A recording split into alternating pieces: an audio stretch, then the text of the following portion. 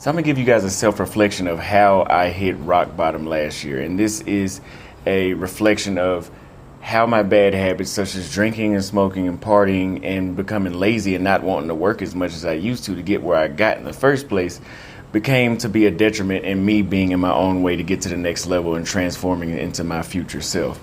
So I'm Austin Holloman. If you guys don't know me, I'm a world traveler, and I'm gonna tell you guys exactly how when I moved to Nairobi, Kenya, I overstayed my welcome. And this does not have anything to do with the people in Nairobi. This is strictly just me and my discipline with certain habits that I had. Now, if you guys remember, before I got to Nairobi, I was in South America and I was in Europe.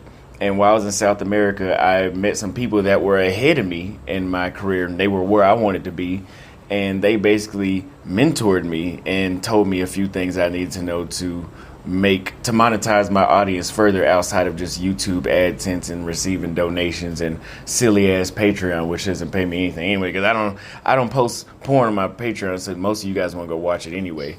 So anyway, just to give them a shout out, it's like Patrick Redbeard Rance and Casey Redbeard Rance and Patrick Red, and those are the two that actually taught me the new business model that I have now. And then with this business model, it basically involved me building a team of people that took my calls, did my negotiations, did my city tours, and all I had to be was the person on the camera just looking pretty and saying the right thing. And then they click the booking link, and then I wake up to $300. Sometimes I wake up to $1,000. Sometimes I was waking up to $4,000. No bullshit at one point. And so the reason that this sounded so good was because, like, oh, all I gotta do is post a video and I wake up and hey, I'm paying my rent 4 months in advance. Now I'm paying, like, when I stayed in Kitisuru in Kenya, I literally moved into that place, and then about 2 weeks later I had paid the rent all the way till December. I paid the internet till December. I paid for everything far ahead of time. So now I have no bills and I don't have to work for the money that I'm making. I just sit back, and now I'm monetizing fully on my influence. And I'm in a city where there's a lot of beautiful women, a lot of friendly, beautiful women. There's a lot of American friends that I have there. There's a huge drinking culture, and I have access to cigars, which I used to smoke at the time. I don't anymore. And now I have free time. And I wasn't rich, but the way how a lot of rich people get hooked on drugs is they have a lot of money and they have a lot of free time. So if you think about some football players or artists, once they're done, they have all these thousands or hundreds of thousands of dollars sitting around they could just spend. And yeah, that's the same scenario I was in. I didn't have hundreds of thousands, but I had more than I had more than enough to do what I was doing. So I had a lot of excess income, and those habits now had the time to fully just be ran out of proportion. You know, I was smoking 4 or 5 cigars a day, and I was doing that before I had this business model, but now it was just really turned up. I was drinking every day, and I was hanging out, and it didn't really matter because I was like, hey, the money's not stopping. Like, this is my moment. The money's not going nowhere, and it didn't go anywhere, right? And I'm gonna tell you guys at the end of the video why I'm saying it didn't go anywhere. But the issue with this, there wasn't nothing wrong with the business model I had, and that was actually the perfect business model. I still have it. It's just that I had never experienced that, and life is about experience. So I didn't have the maturity. Now I'm more mature than most of my audience if you read some of the comments, but I didn't have the maturity of you have to control your psychological mind state in order to reach the next level, because that was the next level for me, but it wasn't the final level. And so my psychological mind state was I wanted to kick back, be lazy, drink and smoke, and basically sleep with women, right? And that's fun. There's nothing wrong with doing those things. But there has to be a discipline, and that's what I lacked, which was discipline. So those got out of proportion, and so now I'm in my own way. But it's okay because the money's coming in. The money was not slowing down at all until it did. So around December of 2024, it started slowing down. So I was like, okay, well, I'm going to post vlogs. Vlogs are my bread and butter. Like, so I had my relocation business. I had my digital products, like my travel guides that were still selling. I had my YouTube AdSense, and I had my Patreon, which doesn't really pay nothing. It's just my Patreon is just for fun, essentially. And those consultations and relocation services I was doing started to slow down. which that was okay. You know, that could have been a seasonal thing, which I found that it was, because at some point it picked back up, but it picked back up way later. So those started to slow down, so I started posting more vlogs. And in those vlogs, people were like, oh, you know, we miss you posting videos, because I was making so much money outside of YouTube. I started posting like once every 10 days when I used to post daily and go live daily. And so I was like, yeah, this is my time to unwind. I'm in Nairobi, I'm going to unwind and relax and enjoy my life for a little bit. But I enjoyed it a little bit too much, you know, that I got my focus off and I started to forget my purpose. And so eventually I started posting more videos, as I said before. But then, as a travel vlogger, you can only post so many videos in the same place before those start going down as well. So those views started going down too. So we went to South Africa, picked back up, come back to Nairobi. About a month and a half later, those go back down.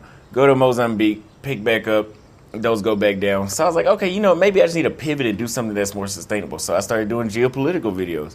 Those worked until they stopped working. And you know, I don't know what happened. They were working very well, and I'm still going to do those. They were working very well, but eventually those stopped working too. But what didn't change was my habits of hanging out, drinking, and smoking, and just spending money like it can't go away.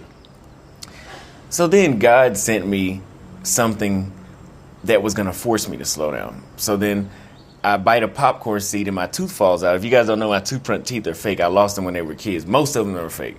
So then I kind of looked like a pirate, and I was like, oh yeah, I have to go get these fixed tomorrow. When I go get them fixed, they find out I have a root canal. That's another bill. Then I get a letter from the IRS. I owe some more money to them. Then I owe several other, just random shit was just popping up out of nowhere. So keep in mind, my external business it was already on a very slow drought mode. My views were low. The new videos that I had, those went up, those made money, but I got so confident, I'm like, oh, those will never go away, so I started spending money. And then that shit dried up too. So now all of my income, except for my digital products, are on the low, right? And then this root canal and all that stuff comes around, that's on the low as well. And then my digital products just overnight just stopped selling. I don't know what the hell. So I'm trying to see what's going on. And then the issue with those digital products was they were distracting me from realizing that, hey, you know, external business is down and your views are down. But I still had enough income coming in from YouTube to survive, like pay my rent, pay my gym bill, pay for everything that I needed. And the excess money that I was going to spend on hanging out and going on dates or whatever, the digital products was covering those. I'm like, oh, maybe I'm just going through a slow period. I'm doing fine.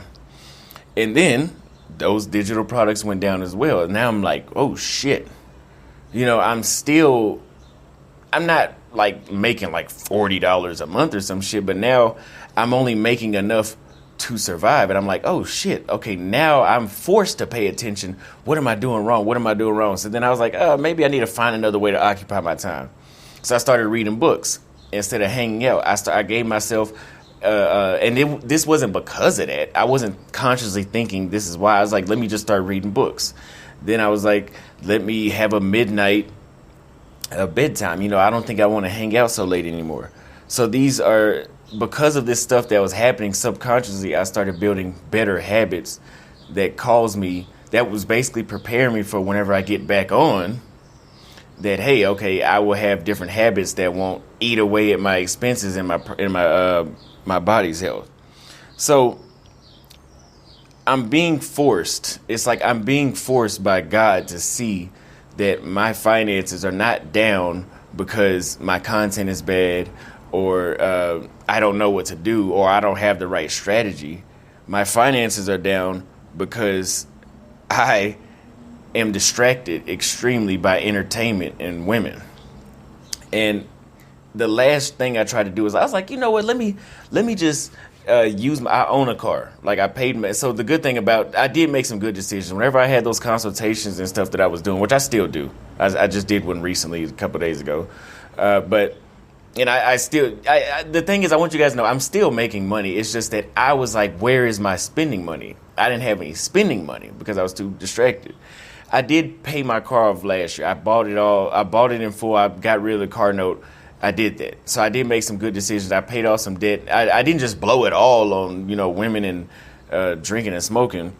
But And I was like, you know what? Now that I forgot I got a car. Let me try to take out a loan on a car. You guys have known that I have never been able to get any fucking credit. I don't know what it is. They denied me for collateral, for a loan using collateral on the car, or using the car as collateral. And I'm like, damn, who the hell gets denied for that? You guys know I've already said before, I've been denied for secured loans, unsecured loans, and now so I don't know if somebody done stole my identity or what the fuck has happened. But it doesn't really matter to me because the option has never been available. That's why I've been so ambitious, because I've never had help, and maybe that's what God wants to happen. Because then I tried to ask. I had a few friends like, hey, let me borrow some real quick. I'll pay you right back. But it got to a point where it was like, damn, okay, I've exhausted all my resources. I have nothing. I have to figure this shit out on my own now. So then, in hindsight, I'm able to look back and see, okay, damn, I was really in my own way. Like, the habits that I had was really fucking up where my money was going. I have the right sources of income, but I'm defeating myself. I'm in my own way. And it's easily fixable, but I couldn't see it. And I know people have been leaving comments like, hey, you drink and smoke too much.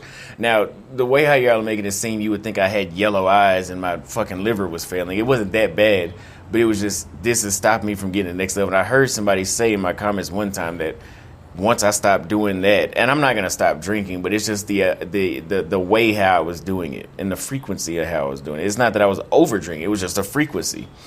And that frequency was causing me to lose track and not get, like, I was literally at a point where, like, I'm like, you know, I don't feel like uploading a video. I'm not doing that. Even though my other sources of income are drying up, this alcohol is blinding my mind. So I also started drinking wine instead of hard liquor, which is nowhere near as clouding your mind. It actually, I find that I can even read books better whenever I drink wine. So that is another thing. But I'm saying that to say, going through all this, a lot of my habits changed.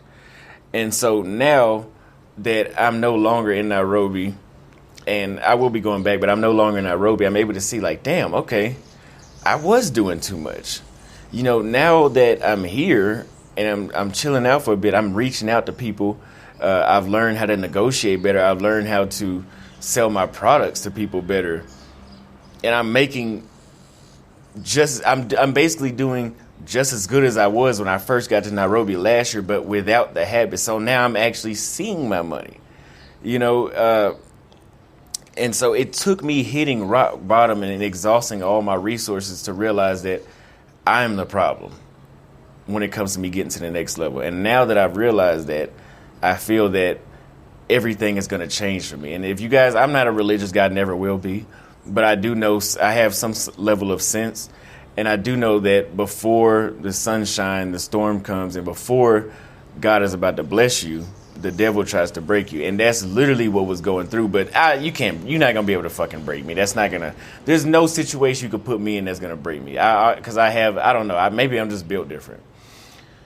But yeah, I wanted to do that video to show you guys just because you guys know that this channel is called Austin Holloman. So this is about me. So I upload whatever I want, especially about my state of mind. And that this is maybe for somebody that hasn't. Some of you guys are 40 years old before you realize this. And that's okay. Everybody's journey is different. But maybe you might be in your own way and you think that you're not doing nothing wrong until you becoming high. It's just like when you're in a bad relationship and you don't realize how fucked up it was until you leave that person. And so that's a good thing about traveling this is why traveling is so important, is because if problems follow you to 10 countries, it can't be to 10 countries. It's got to be something wrong with you.